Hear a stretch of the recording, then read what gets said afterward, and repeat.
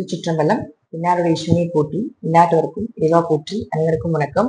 இன்னைக்கு நாம பார்க்கக்கூடிய பதிவு என்னன்னு பாத்துட்டீங்கன்னா, நவம்பர் மாத பலன் குறித்த பார்க்க போறோம். அதற்கு முன்னாடி நம்ம சேனல் சப்ஸ்கிரைப் பண்ணிக்கோங்க. நவம்பர் மாதத்துல இன்ன கிரகங்கள் மாறுறாங்க, என்ன யோகத்தில் இருக்கின்றார்கள் அப்படிங்கறத பார்க்கலாம். குரு பகவான் கடகத்துல உச்சமா இருக்கார். 11ஆம் தேதி பாத்துட்டீங்கன்னா வக்கரகிரி அடைகிறார். ஒரு சில ஜாதகத்துக்கு குரு உச்சமானால் யோகம், ஒரு சில ஜாதகத்துக்கு குரு உச்சமாகி வக்ரம் பெற்றால் யோகம். சனி பகவான் பார்த்தீங்கன்னா 28ஆம் தேதி வக்ர நிவர்த்தி அடைகிறார். அடுத்தது சூரியன் அப்படின்னு சொல்லக்கூடியவரும் சுக்கிரன் அப்படின்னு சொல்லக்கூடியவரும் இருவரும் சேர்ந்து, சுக்கிரன் மூல திரிகோண வீட்டுல இருக்கார். சூரியன் நீசமானாலும் சுக்கிரனோட சேர்ந்து நீசபங்க ராஜயோகத்தை பெறப்போகுது. அதே போல சுக்கிரனும் புதனும் சேர்ந்து லட்சுமி நாராயண யோகத்தை தரப்போறாங்க. சூரியன் 16ஆம் தேதிக்கு மேல செவ்வாயினுடைய வீடாக இருக்கக்கூடிய விருச்சிகத்துக்கு வரார். அதே போல பாத்தீங்கன்னா சுக்கிரன் 26ஆம் தேதி அதே வீட்டுக்கு வரார். இயற்கையாகவே செவ்வாய் அதே வீட்டிலே ஆட்சி பலம் பெற்று பலமா இருக்கார். குருவினுடைய பார்வையில செவ்வாயும் அதே போல 16ஆம் தேதிக்கு மேல சூரியனும் வரப்போகிறார். இந்த சூரியனும் செவ்வாயும் சேர்ந்து மகா யோகம்னு சொல்லுவோம். அதே போல குரு பார்வையில் இருக்கும்போது பெரிய லெவல்ல அரசியல் அரசாங்கம் சார்ந்த விஷயங்கள் இருக்கக்கூடியவர்களுக்கு மிகப்பெரிய யோகத்தை கொடுக்க போகுது. அதே போல சுக்கிரன் புதன் சேர்க்கை அப்படிங்கிறது லட்சுமி நாராயண யோகத்தை, பண பலம் இருக்கக்கூடியவர்கள் அப்படிங்கிறத நம்ம சொல்லுவோம். இது இயற்கையாகவே பார்த்தீங்கன்னா லட்சுமி நாராயண யோகம் அப்படிங்கிறது இந்த மாதம் பிறக்கக்கூடிய குழந்தைகளுக்கு எல்லாத்துக்குமே இருக்கும். குழந்தை பிறந்ததுக்கு அப்புறம் கூட பார்த்தீங்கன்னா நல்ல செழிப்பை கொடுக்கக்கூடிய யோகம் அப்படின்னு சொல்லலாம். உங்க ஜாதகத்துல அந்த யோகங்கள் இருந்தா மிகப்பெரிய பாக்கியவாதிகள் அப்படிங்கிறதா உண்மை. இந்த மாசம் இது போல நிறைய யோகங்கள் உங்களுடைய ராசிக்கும் தனிப்பட்ட முறையில வேலைகள் செய்யும். அது என்னென்ன அப்படிங்கிறது நம்ம முழுமையாக பார்க்கலாம். மிதுன ராசிக்கு உண்டான நவம்பர் மாத பலன்களை பத்தி பார்க்கலாம். மிதுன ராசி அருமையா இருக்கு. இந்த மாசம் முழுக்க முழுக்க ராசி அதிபதி அப்படின்னு சொல்லக்கூடிய புதன் நல்ல இடத்துல இருக்கார். சுக்கிரனோட சேர்ந்து இருக்கார். இடையில கொஞ்சம் வக்கரகதி ஆகுறார். அதனால ஒன்றும் பிரச்சனைகள் இல்லை. கொஞ்சம் கோபத்தை குறைச்சிக்கோங்க. டபுள் மைண்டடா இருக்கிறதுக்கு கொஞ்சம் வாய்ப்புகளை கொடுக்கும். சோ எதா இருந்தாலும் யோசிச்சு தெளிவா முடிவு பண்ணுங்க. இருப்பினும் சுக்கிரனோட ஒரு சுபகிரகத்தோட சேரும் பொழுது நிச்சயமா உங்களுக்கு இந்த மாதம் லட்சுமி நாராயண யோகமாக செயல்பட்டு வீடு மனை சொத்துக்கள் வாங்கக்கூடிய அமைப்பும், குல தெய்வத்தினுடைய அனுகிரகமும், குடும்ப ஒற்றுமையும் நல்லா இருக்க போகுது. குடும்ப பேசிக்கா ஃபேமிலியில இருந்த பிரச்சனைகள் எல்லாமே குறைய போகுது.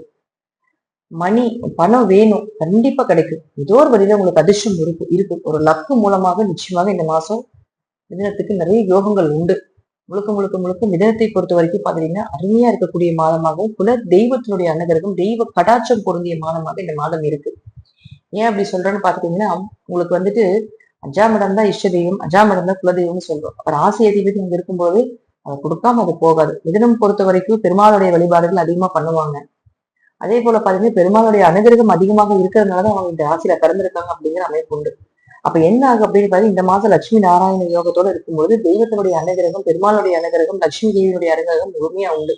அவங்க நினைச்சு நீங்க செய்யக்கூடிய அனைத்து விஷயங்களுமே உங்களுக்கு சக்சஸ். இழந்த பெயர், புகழ், இழந்த பணம் எல்லாமே மீண்டு எடுக்கக்கூடிய ஒரு வாய்ப்பு நிச்சயமாக இந்த நிறுவனத்துக்கு இந்த மாசம் கிடைக்க போகுது. குடும்பத்துல இருந்து வந்த பிரச்சனைகள் எல்லாமே விலக போகுது. பொருளாதார அளவுக்கு நல்லா இருக்க போகுது. ஆரோக்கியம் சூப்பரா இருக்க போகுது. ஏதோ ஒரு கன்ஸ்ட்ரக்ஷன் ஒர்க்கோ, வீடோ மனைகளோ சொத்துக்களோ வாங்கக்கூடிய ஒரு அமைப்போ, இன்னும் போன வீடு ஏதாவது கட்டுறதுக்கு உண்டான ஒரு வாய்ப்புகளும் ஏற்படுத்தி கொடுக்க போகிறார். ஏன்னா உங்களுக்கு 3ஆம் அதிபதியான சூரியனும் அதே இடத்துல நீசபங்கம் பெறுது. அப்ப முயற்சிகள் அதிகமா போட போறீங்க. பாத்தரலாம் என்ன நடக்குதுன்ட்டு பாத்தரலாம் அப்படின்னு ஒரு மனோ தைரியம் அதிகமாக போகுது. உங்க காரியங்கள் எல்லாமே வெற்றியா இருக்கு. எந்த ப்ராசஸ் என்ன ப்ராசஸ நீங்க மீன் பண்ணி நீங்க கொண்டு போறீங்களோ இந்த ப்ராசஸ் எல்லாமே உங்களுக்கு சக்சஸ் ஆக போகுது. இதுல எந்த மாற்றுக்கிறதுக்கு இடமே இல்லை.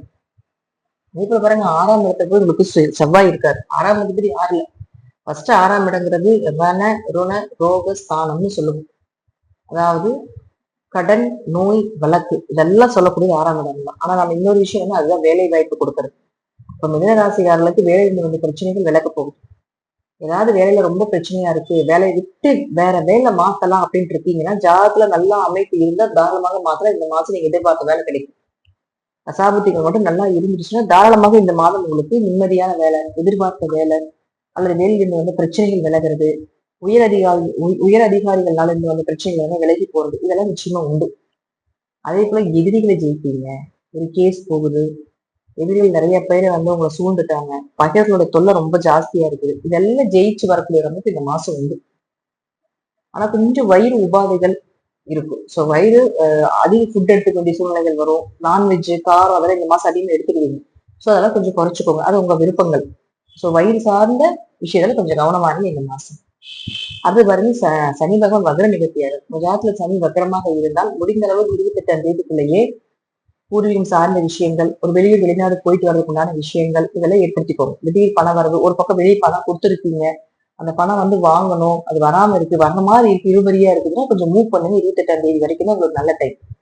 உங்க ஜாதத்துல சனி வக்கரமாக இல்ல அப்படின்னா ஒரு 28ஆம் தேதி வரைக்கும் பொறுமையா இருக்கு. 28ஆம் தேதிக்கு மேல உங்களுக்கு நல்ல யோகத்தை கொடுக்க போகுது.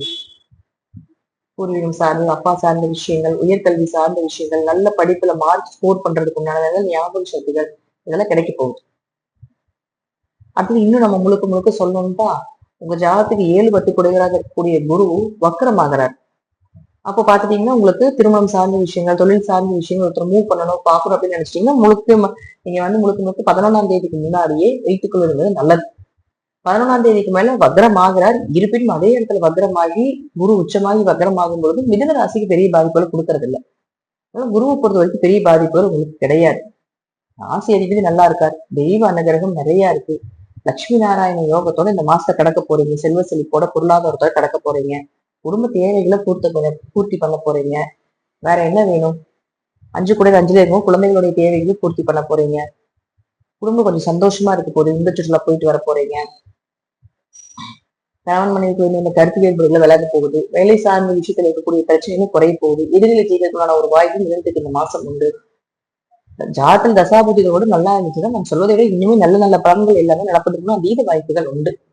நன்றி. மீண்டும் நல்ல பதிவில் சந்திக்கலாம். திருச்சிற்றம்பலம், தில்லை சார்.